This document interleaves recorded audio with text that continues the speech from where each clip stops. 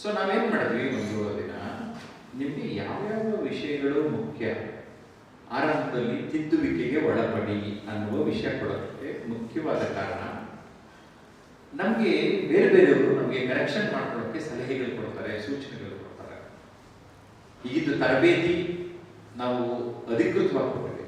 ಅನಧಿಕೃತವಾಗೂ ಯಾರೋ ಏನು ಹೇಳ್ತಾರೆ, ಏನ್ ಸರ್ ನಿಮ್ಗೆ ಏರ್ ಕಟಿಂಗ್ ಸರಿ ಇಲ್ಲ ಅಂದರೆ ಸ್ವಲ್ಪ ಯೋಚನೆ ಮಾಡ್ಕೊಳ್ಳಿ, ಯಾಕೆ ಅನ್ನಂದ್ರು, ಏನಕ್ಕೆ ಈ ವಿಷಯ ಹೇಳಿದ್ರು ಅಂತ. ಅದು ಬಿಟ್ಟಿ ಸಲಹೆ ಇರ್ಬೋದು, ಬಟ್ ಅವ್ರು ನಿಮ್ಮ ಉದ್ಧಾರ ಮಾಡೋಕ್ಕೆ ಅಂತ ಹೇಳಿದ್ರೆ ತಗೊಳ್ರಲ್ಲ, ಈಸಿಯಾಗಿ let us acceptance is the key for learning. ಎಷ್ಟೊಂದು ಜನ ಅಕ್ಸೆಪ್ಟ್ ಮಾಡ್ಕೊಳ್ಳದೆ ಇರೋದಕ್ಕೆ ಸಮಸ್ಯೆ ಆಗಿದೆ.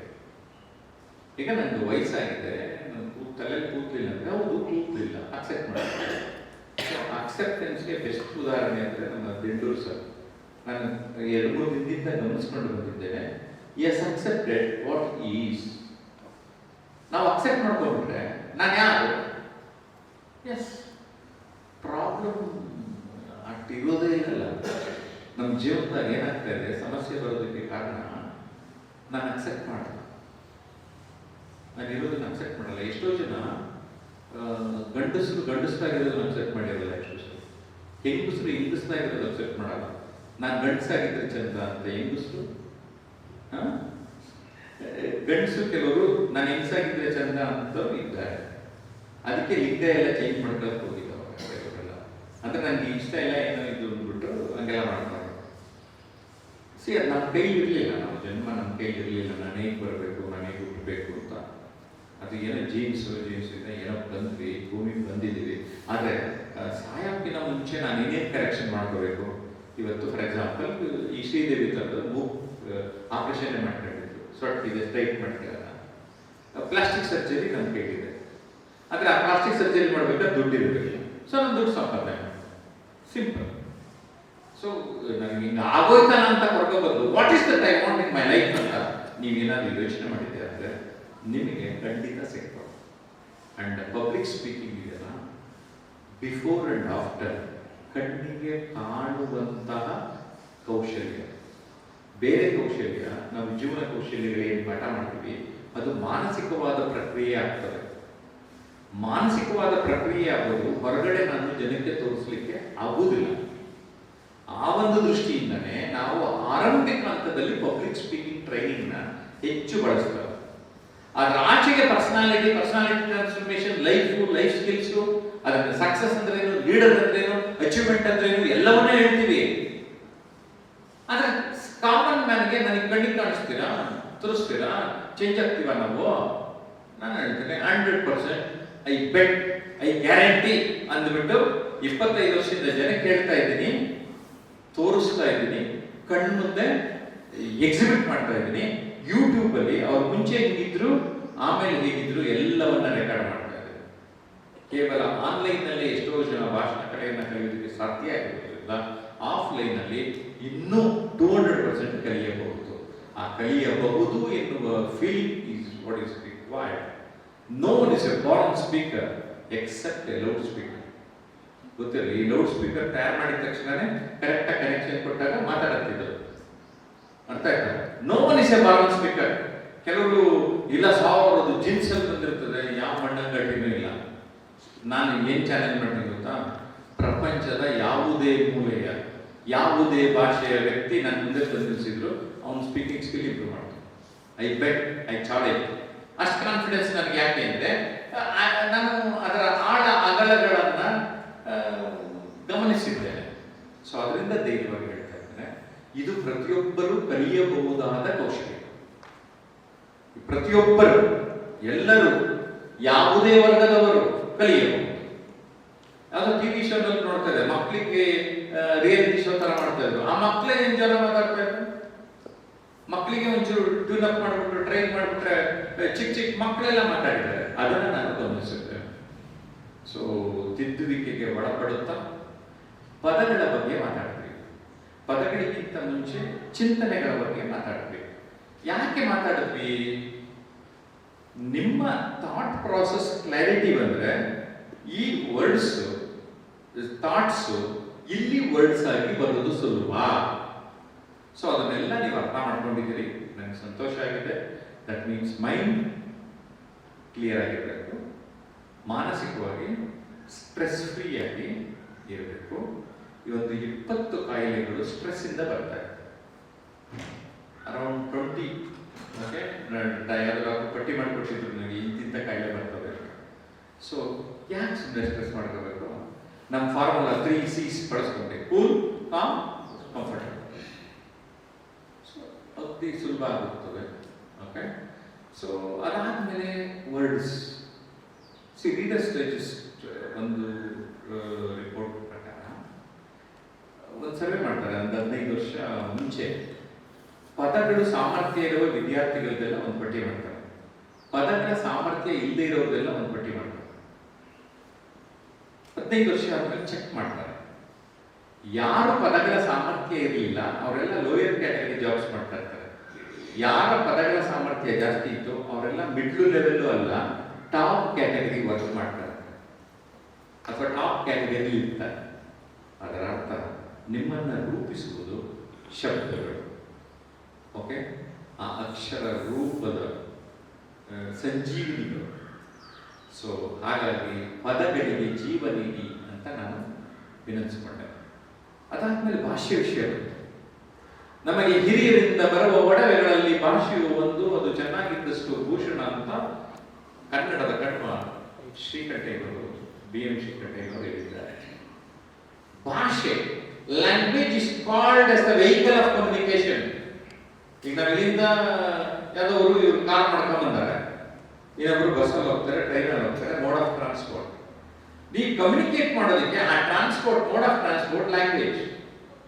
ಆ ಲ್ಯಾಂಗ್ವೇಜ್ನ ಅರ್ಥ ಮಾಡ್ಕೊಂಡಾಗ ನಮಗೆ ಆ ಭಾಷೆಯ ಹರವು ಪರಿಚಯ ಆಗ್ತದೆ. ನನಗೇನು ಸಂತೋಷ ಅಂದರೆ, ಒಂದು ಕಾರ್ಯಕ್ರಮ ಒಂದು ಸುಮಾರು 15 ವರ್ಷದಿಂದ ಪಂಪನಿಂದ ಕುವೆಂಪುವರೆಗೆ ಅಂತ ಒಂದು ಕಾರ್ಯಕ್ರಮ ಮಾಡಿದೆ. ಆಗ ನಾನು ಪಂಪನಿಂದ ಬಂದ ಕವಿಗಳ ಎಲ್ಲರದನ್ನು ಹಾಡುಗಳು ಇದ್ದರೆ ಹಾಡುಗಾರರ ಹಾಡುಗಳು, ನೃತ್ಯ ಇದ್ದರೆ ನೃತ್ಯ, ಆ ಥರದ್ದು ಭಾರತೀಯ ವಿದ್ಯಾಭವನದಲ್ಲಿ ಆರ್ಗನೈಸ್ ಮಾಡಿದ್ದೆ ನಾನು ಮತ್ತೊಬ್ಬ ಆಕೆಯ ಜೊತೆ ನಿರೂಪಣೆ. ಅಂದರೆ ಅವತ್ತು ಕಾರ್ಯಕ್ರಮ ಬಂದವರಿಗೆ 3 ಗಂಟೆಯಲ್ಲಿ ಆ ಕನ್ನಡದ ಸೊಗಡು ಸೊಬಗು ಪರಿಚಯ ಮಾಡಿದೆ. ಅವತ್ತಿಂದ ನನಗೆ ಆ ಕನ್ನಡದ ಭಾಷೆಯ ಬಗ್ಗೆ ದೊಡ್ಡ ಅಭಿಮಾನ ಇದೆ. ನನಗೆ ನಿಜವಾಗ್ಲೂ ನಾವು ಅದಕ್ಕೆ ಹೆಮ್ಮೆ ಪಡಬೇಕು. ನಮ್ಮ ಭಾಷೆ ಶ್ರೀಮಂತವಾದ ಭಾಷೆ, ಜೊತೆಗೆ ಅಕ್ಷರಗಳು ಮುದ್ದಾಗಿ ಕಾಣಿಸ್ತವಲ್ರಿ. ಬೇರೆ ಭಾಷೆಯಲ್ಲ ಸ್ವಲ್ಪ ಡಿಫ್ರೆಂಟ್ ಆಗಿ ಕಂಡ್ರೆ ಮುದ್ದಾಗಿ ಕಾಣಿಸ್ತವೆ, ಚೆನ್ನಾಗಿ ಕಾಣಿಸ್ತವೆ. ಸೊ ಭಾಷೆ ಕಡೆಗೆ ಸ್ವಲ್ಪ ಗಮನ ಕೊಡೋಣ. ಜೊತೆಗೆ ಶಾರೀರಿಕ ಭಾಷೆ.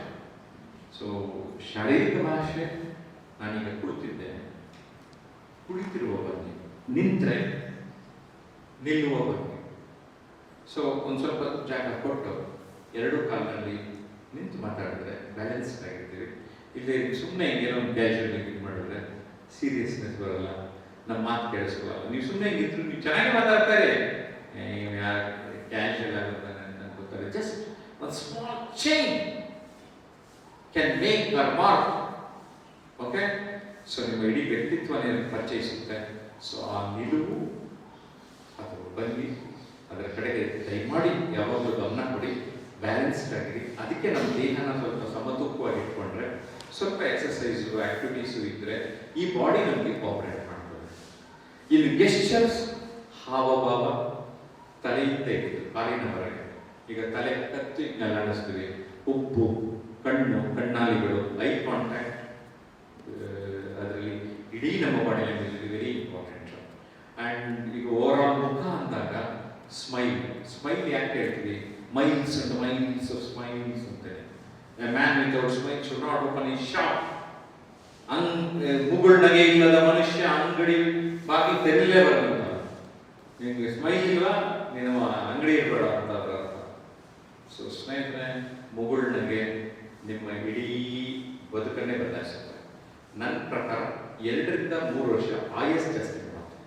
This is my observation and I discuss with doctors also. 72 ಸ್ನಾಯು ಮುಖ ಗಟ್ಟಿಕೊಂಡಿದ್ರೆ ಕೆಲಸ ಮಾಡ್ತಾ ಹೋಗ್ತಾರೆ. ಸ್ಮೈಲ್ ಮಾಡಿದ್ರೆ ಬರೀ 3-4 ಸ್ನಾಯುಗಳು ಜಸ್ಟ್ ಕೆಲಸ ಮಾಡ್ತಾ ಹೋಗ್ತಾರೆ. ರಿಲ್ಯಾಕ್ಸ್ ಆಗಿ. ಅದು ಈ 3-4-5 ಜನಕ್ಕೆ ನೀವು ಬರೀ ಮಾಡಿದ್ರೆ ನಿಮ್ಮ life change. So it also comes in the body language. So ನಾವು ಮೂವ್ಮೆಂಟ್ ಅಂದರೆ ನನ್ನ ಇಡೀ ಬಾಡಿ, ಸೊಂಟ, ಕಾಲು, ಕೈ, ಏನೇನು ಮೂವ್ ಮಾಡಿದ್ರು ಇದೆಲ್ಲ ಗೆಸ್ಟರ್ಸ್ ಅಂತೀವಿ. ನಮಗೆ ಗೊತ್ತಿಲ್ಲದಂಗೆ ಈಗ ಫಾರ್ ಎಕ್ಸಾಂಪಲ್ ಅವ್ರ ಕೇಸಲ್ಲಿ ಅಬ್ಸರ್ವ್ ಮಾಡೋದು, ನಿಂತ್ಕೋತಾ ಇಲ್ಲ, ಕೂತ್ಕೋತಾ ಇಲ್ಲ ಅಂತ. ಸೊ ಅದು ವಿ ಶುಡ್ ಅಂಡರ್ಸ್ಟ್ಯಾಂಡ್ ಯಾಕೆ ಹೆಂಗಾಗ್ತಾ ಇದೆ, ಗಮನ ಕೊಡ್ರಿ. ಸಿಂಪಲ್ ಪೋಸ್ಚರ್, ಗೆಸ್ಚರ್, ಹಾವಭಾವ. ಸೊ ಅದು ಒಟ್ಟಾರೆ ನೋಡಿದಾಗ ಬಾಡಿ ಲ್ಯಾಂಗ್ವೇಜ್ ಒಬ್ಬ ಓರಣದ ರೀತಿ ನಾವು ಕಾಣಿಸ್ತೀವ. ಈಗ ದಿಂಡೂರು ಬೆಳಿಗ್ಗೆ ಬಂದಾಗ ಆ ಒಂದು ವೇಷಭೂಷಣನೇ ಬೇರೆ ರೀತಿಯ ಒಂದು ದಿಂಡೂರನ್ನ ಪರಿಚಯಿಸಿತು. ಗಾಂಧಿ ಟೋಪಿಯ ಜೊತೆ ಮತ್ತೊಬ್ಬ ವ್ಯಕ್ತಿಯನ್ನ ಕೇವಲ ವೇಷಭೂಷಣ ಅಲ್ವಾ ದಿಂಡೂರನ್ನು ತೋರಿಸಿ. ಸೊ ಇವಾಗ ಇದೊಂಥರ ಮಿನಿಸ್ಟರ್ ಇದ್ದಾರೇನೋ ಅಥವಾ ರಾಜಕೀಯದವರೇನೋ ಅಂತ ಅನ್ಸುತ್ತೆ. ಬೆಳಿಗ್ಗೆ ಹೆಂಗಿತ್ತು ಅಂದ್ರೆ ಮಧು ಮಗ ಅಥವಾ ಮಧು ಮಗಳು ಅಪ್ಪ ಇರೋ ತರ, ಅಂದ್ರೆ ಅವರೇ ಮುಂದೆ ನಿಂತು ಮದುವೆ ಮಾಡಿಸ್ತಾ ಇರೋ ತರ ಒಂದು ಸೆಲೆಬ್ರಿಟಿ ತರ ಇತ್ತು. ಓನ್ಲಿ ಜಸ್ಟ್ ಎ ಡ್ರೆಸ್, ಏನಿಲ್ಲ, ಒಂದೇ ಒಂದು ಟೋಪಿಯಿಂದ ಎಷ್ಟು ವ್ಯತ್ಯಾಸ ಆಗ್ತದೆ ಗೊತ್ತಾ ಸರ್? ಒಂದು ನಿಮಿಷ ಸುಮ್ಮನೆ ತರಿಸ್ತೀನಿ ನಾನು, ನಿಮ್ಗೆ ಹೆಂಗ್ ಕಾಣಿಸ್ತೀರಿ ಅಂತ ನೋಡಕ್ಕೆ ಒಂದು ನಿಮಿಷ ತೆಗೀರಿ ಸರ್ ಟೋಪಿ. Just I want to see ಹೆಂಗ್ ಕಾಣಿಸ್ತೀರಿ ಅಂತ ಅವ್ರಿಗೆ ಅರ್ಥ ಮಾಡ್ಸಕ್ಕೆ. How one item can change ಅಂತ. ಜಸ್ಟ್ ಒಂದು ನಿಮಿಷ ಸುಮ್ಮನೆ ತೆಗೀರಿ, ಹಾಗೆ ತೆಗೀರಿ, ಕೂತ್ಕೊಂಡೆ ಬರಲ್ಲ. ಸುಮ್ಮನೆ ಟೋಪಿ ಒಂದು ನಿಮಿಷ ತೆಗೀರಿ. ಹಾ ಸಿ ಇದಿಷ್ಟಕ್ಕೆ ಈಗ ಹಾಕಿ sir. Only one item, but the whole personality will change. Thank you sir for being a role model for me. So ಇದಿಷ್ಟು ಅರ್ಥ ಮಾಡ್ಕೊಂಡಾಗ ನಾನು ಪ್ರತಿ ನನ್ನ ಉಡುಪಿನ ಕಡೆ ಗಮನ ಕೊಟ್ಟಾಗ ಕೆಲವು ಸರಿ ಕಲರ್ ಕಾಂಬಿನೇಷನ್ಸ್ ವರ್ಕ್ ಮಾಡುತ್ತೆ. ಓಕೆ, ಈಗ ಅವ್ರದ್ದು ಸ್ವಲ್ಪ ಲೈಟ್ ಆಗಿದ್ರೆ ಒಂಚೂರು ಎಕ್ಸ್ಟ್ರಾ ತರ ಅನ್ನಿಸ್ತಾ ಇದೆ ಈಗ ಕಲರ್. ನನ್ನ ಕಾಂಪ್ಲೆಕ್ಷನ್ ಯಾವ ಚೆನ್ನಾಗಿ ಕಾಣಿಸ್ತದೆ ಕೇಳ್ಕೊಳ್ಳೋಣ, ನಾವೇ ಕಂಡುಕೊಳ್ಳೋಣ, ಸುತ್ತಮುತ್ತ ನಮ್ಮ ಫ್ರೆಂಡ್ಸ್ಗಳನ್ನ ಕೇಳ್ಕೊಳ್ಳೋಣ, ಒಂದು ಸ್ವಲ್ಪ ಅದಕ್ಕೆ ಸಮಯ ವಿನಿಯೋಗಿಸೋಣ. Colour combination also makes the difference. Colours Holi ಹಬ್ಬ ಇತ್ತೀಚೆಗೆ ಆಚರಣೆ ಮಾಡಿದ್ದೇವೆ. ಅದು ಬಣ್ಣ ಬೇರೆ ಬೇರೆ ಮೂಡ್ಸ್ಗಳನ್ನೇ ಸೃಷ್ಟಿ ಮಾಡ್ತದೆ. ಹಾಗಿದ್ಮೇಲೆ ಆ ಬಣ್ಣದ ವಿಶೇಷತೆಯನ್ನ ಅರ್ಥ ಮಾಡ್ಕೊಳ್ಳೋಣ. ಅದಕ್ಕೆ ತಕ್ಕನಾಗಿ ನಾವು ವೇಷಭೂಷಣಗಳನ್ನು ಧರಿಸೋಣ. ಭಾಷೆ, ಶಾರೀರಿಕ ಭಾಷೆ, ನಂತರ ಧ್ವನಿಯ ಪ್ರಭಾವವನ್ನು ನೀವೆಲ್ಲರೂ ಗಮನಿಸಿದ್ದೀರಿ. ವೇಗ, ಒತ್ತು, ಸ್ಟ್ರೆಸ್, ಮಾಡ್ಯುಲೇಷನ್, ಏರಿಳಿತ, ಎಂಫಸಿಸ್ ಅಂತ ಹೇಳ್ತಿದ್ರಿ. ಕೆಲವೊಂದ್ಸರಿ ಕೆಲವೊಂದು ಪದಗಳನ್ನು ಎಂಫಸೈಸ್ ಮಾಡಬೇಕಾಗ್ತದೆ.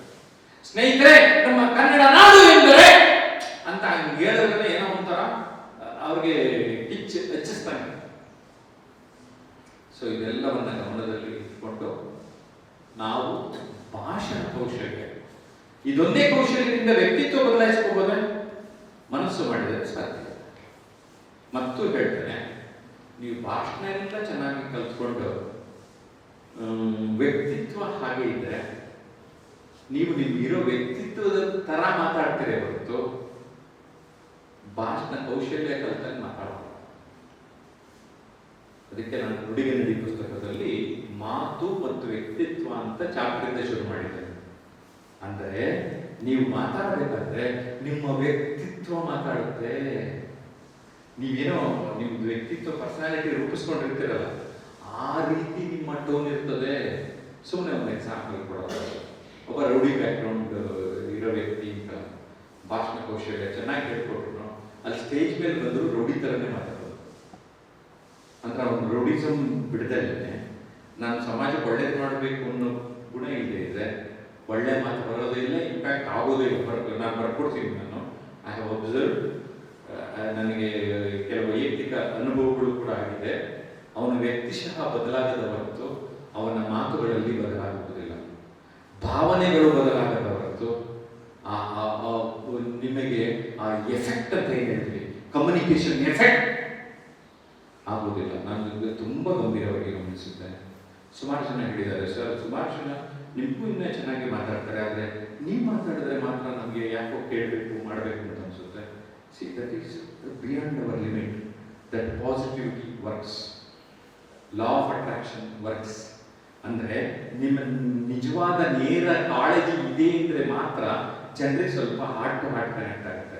ಇಲ್ಲಿ ಸೋಲ್ ಹಾಕ್ಕೊಂಡು ಬಂದು ಬರೀ ಭಾಷಣಕ್ಕೋಸ್ಕರ ಭಾಷಣ ಮಾಡ್ತಾರಲ್ಲ, ಸ್ವಲ್ಪ ದಿನದ ನಂತರ ಆ ಹಾವಿನ ಪೊರೆ ಕಳಿಸಿದಾಗೆ ಅವರ ನಿಜವಾದ ಬಣ್ಣ ಕಳಿಸುತ್ತೆ. This is my observation. That means we want a change in our personality. So ನಿಮ್ಮ ಪರ್ಸನಾಲಿಟಿಯನ್ನು ಕೂಡ ಗಮನಿಸಿಕೊಂಡು ಮಾತಾಡ್ತಾ ಹೋದರೆ ಖಂಡಿತವಾಗಿ ನಿಮ್ಮಲ್ಲಿ ಬದಲಾವಣೆ ಆಗುತ್ತೆ ಎನ್ನುವ ಬಲವಾದ ನಂಬಿಕೆ ನನ್ನದು. ಸೊ ಹಾಗಾಗಿ ಭಾಷಣ ಕೌಶಲ್ಯದ ಮೂಲಕ ಅರ್ಥ ಮಾಡಿಕೊಳ್ತಾ ಸಂವಹನ ಕೌಶಲ್ಯ, what is that communication skill over all, ಮಾತಿನ ಜೊತೆಗೆ ಬರವಣಿಗೆ ನಿಮಗೆ ತುಂಬ ಸಹಾಯ ಮಾಡ್ತದೆ. ಯಾಕೆಂದರೆ ಈವನ್ ನೋಟ್ಸ್ ಮಾಡ್ತೀರಿ, ಪಾಯಿಂಟ್ಸ್ ಮಾಡ್ತೀರಿ, ಅದನ್ನು ಪುಟ್ಟದಾಗಿ ಬರೆದಿಟ್ಕೊಂಡಿದ್ರೆ ನಿಮಗೆಲ್ಲೋ ಅದು ಸಹಾಯ ಆಗ್ತದೆ. ಅದು ಯಾವುದೇ ಮೂಲದಿಂದ ಮಾಹಿತಿ ಸಂಗ್ರಹಿಸಿದ್ದರೂ, ಈಗ ನಾನೇನು ಮಾಡ್ತಾ ಇದ್ದೀನಿ, ನಾನು ಮಾಹಿತಿ ಸಂಗ್ರಹಿಸಿದ್ದನ್ನೆಲ್ಲ ಬುಕ್ಗಳಲ್ಲಿ ಪ್ರಿಂಟೇ ಮಾಡಿಸ್ಬಿಡ್ತೇನೆ. ಒಂದ್ಸರಿ ನನ್ನ ಬುಕ್ ನಾನೇ ಗ್ಲಾನ್ಸ್ ಮಾಡಿದ್ರೆ ಒಂದು 5 ಗಂಟೆ ಭಾಷಣ ಮಾಡುವಾಗ ನಾನು ಹೊರಗೆ ಹಾಕ್ತಾ ಇದ್ದೆ. ಅವಾಗ ಹೊಸದೇನೋ ಬರುತ್ತೆ ಥಾಟ್. ಆ ಹೊಸ ಥಾಟನ್ನು, ಹೊಸ ಥಾಟ್ಸ್ಗಳನ್ನು ಇಟ್ಕೊಂಡು ಮತ್ತೊಂದು ಪುಸ್ತಕ ಮಾಡಿಕೊಂಡು, ದಟ್ ಮೀನ್ಸ್ ನನಗೆ ಗೊತ್ತಾಗಿತ್ತು, ನೀವಿಲ್ಲಿ ಬರ್ತಾ ಇದ್ರೆ ಬುಕ್ಕೆ ಥರ ಹೋಗ್ತಾ ಇರುತ್ತೆ ಥಾಟ್ಸು, ಅದು ಹೊರಕಾಗ್ತಾ ಇದ್ರೆ ನಿಮ್ಮ ಒರಿಜಿನಾಲಿಟಿ ಹೊರಗಡೆ ಬರೋದನ್ನ ನಾನು ಗಮನಿಸಿದ್ದೆ. ಸೊ ಇದನ್ನು ಗುರುತಿಸ್ಕೊಳ್ಳಿ, ಗಮನಿಸ್ಕೊಳ್ಳಿ. ನಿಮ್ಮೆಲ್ಲರಿಗೂ ಒಳ್ಳೆಯದಾಗಲಿ. ಯಾಕೆಂದ್ರೆ ನಿಮ್ಗೆಲ್ಲರಿಗೂ ಏನೋ ಒಂದು ಕಲಿಯಬೇಕು ಎನ್ನುವ ತವಕ ಇತ್ತು, ಆಸಕ್ತಿ ಇತ್ತು. ನೀವು 14 ಜನ ಏನು ಬಂದಿದ್ದೀರಿ, 14 ಜನರು ಆಸಕ್ತಿ ಇತ್ತು ಅನ್ನೋದು ನನಗೆ ಅರ್ಥ ಆಗಿದೆ.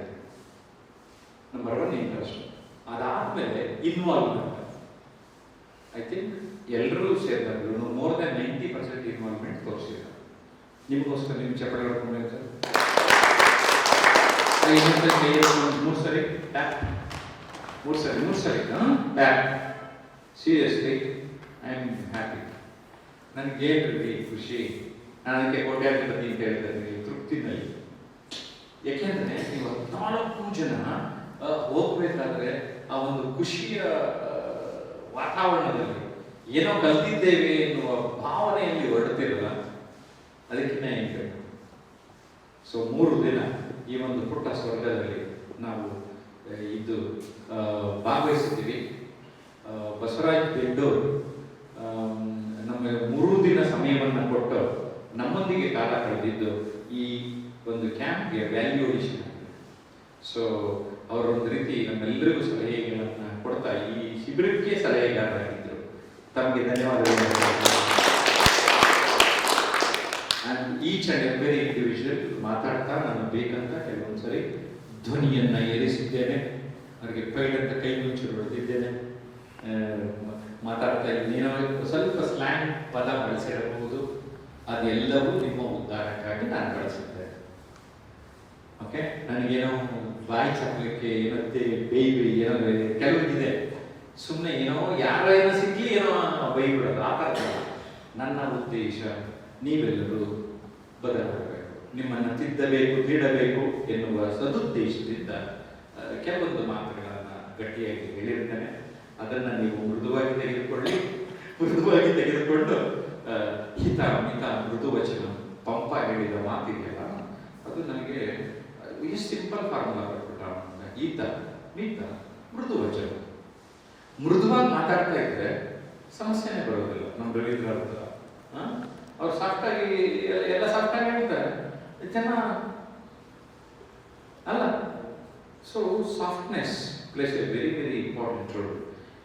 ಅದಕ್ಕೆ ನಾವು ವಾಯ್ಸ್ ಮಾಡ್ಯುಲೇಷನ್, ಧ್ವನಿಯನ್ನು ಏರಿಸಿದಾಗ ಆ ಧ್ವನಿಯಲ್ಲೇ ನೃತ್ಯವನ್ನು ಮಾಡಿಸಲಿಕ್ಕೆ ಸಾಧ್ಯ. ಎಷ್ಟೊಂದು ಜನಕ್ಕೆ ಇವ್ರ ಮಾತು ತುಂಬಾ ಚೆನ್ನಾಗಿದೆ, ಆದರೆ ಯಾಕೆ ಅಂತ ಗೊತ್ತಾಗಲ್ಲ, ಯಾಕಂದ್ರೆ ಗೊತ್ತಿಲ್ಲ. ಪಬ್ಲಿಕ್ ಸ್ಪೀಕಿಂಗ್ ಒಳಗಡೆ ಮರ್ಮ ಗೊತ್ತಿರೋದಿಲ್ಲ. ಧ್ವನಿಯ ಏರಿಳಿತನೇ ಹೆಚ್ಚು ಪ್ರಭಾವ ಬೀರೋದು.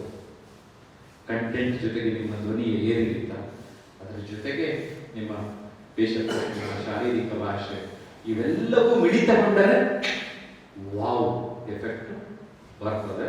ಸೊ ನಿಮ್ಮ ಮಾತುಗಳಾದ ತಕ್ಷಣ ವಾವ್ ಅನ್ನುವಂತೆ ಆಗಲಿ ಅಂತ ಹಾರೈಸ್ತಾ ಈ ಒಂದು ಸಮಾರೋಪದ ಮಾತುಗಳು ಇದು ನಾನು ಹೇಳ್ತಾ ಇರೋದು. ನಿಮ್ಮೆಲ್ಲರಿಗೂ ಧನ್ಯವಾದಗಳನ್ನು ಸಲ್ಲಿಸ್ತೇನೆ. ಪ್ರಿಚಿನ್ ಸ್ಕೂಲ್ ಆಫ್ ಏನ್ಷಿಯಂಟ್ ವಿಸ್ಡಮ್ನವರು ಮತ್ತೆ ಮತ್ತೆ ಬನ್ನಿ ಬಳಸ್ಕೊಳ್ಳಿ ಅಂತ ಹೇಳಿದ್ದಾರೆ. ಪ್ರಿಚಿನ್ ಮತ್ತು ಅವರೆಲ್ಲ ತಂಡದವರು ಕ್ಲೀನ್ ಮಾಡೋರಿಂದ ಹಿಡಿದು ಊಟ ತಿಂಡಿ ಕೊಡೋರು ಎಲ್ಲರೂ ಅವ್ರವ್ರ ಕೆಲಸ ಚೆನ್ನಾಗಿ ಮಾಡ್ತಾ ಇರೋದು, ಮ್ಯಾನೇಜ್ಮೆಂಟ್ ಚೆನ್ನಾಗಿ ಆಗ್ತಾ ಇದೆ ಅಂತ ನನಗೆ ಅನಿಸಿದೆ. So school of ancient wisdom ಮ್ಯಾನಿಸ್ ಎನ್ನುವ ಒಬ್ಬ ಜರ್ಮನ್ ಮಹಿಳೆ ಕನಸನ್ನು ಕಂಡಿದ್ದಾರೆ.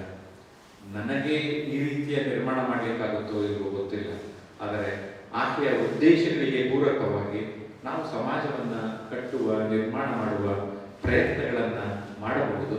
ಅದು ನಿಮ್ಮ ನಿಮ್ಮ ಕೈನಲ್ಲಿ ಯಾರ್ಯಾರಿಗೆ ಎಷ್ಟೆಷ್ಟು ಆಗ್ತದೆ ಎಲ್ಲ ಮಾಡ್ತಾ ಬರೋಣ. ಒಂದು ತಂಡವಾಗಿ ಇರೋಣ, ಒಂದು ಸಮುದಾಯವಾಗಿ ನಾವೆಲ್ಲರೂ ಒಂದು ಉತ್ತಮ ಸಮಾಜ ನಿರ್ಮಾಣಕ್ಕೆ, ನಮ್ಮ ಉತ್ತಮ ಬದುಕನ್ನು ನಮ್ಮನ್ನಾಗಿ ಮಾಡ್ಕೊಳ್ಳೋದಕ್ಕೆ ಸಾಕ್ತಾ ಹೋಗೋಣ. I wish all the best. Thank you. So ಈಗಿರೋ ಗ್ರೂಪ್ ಎಲ್ಲ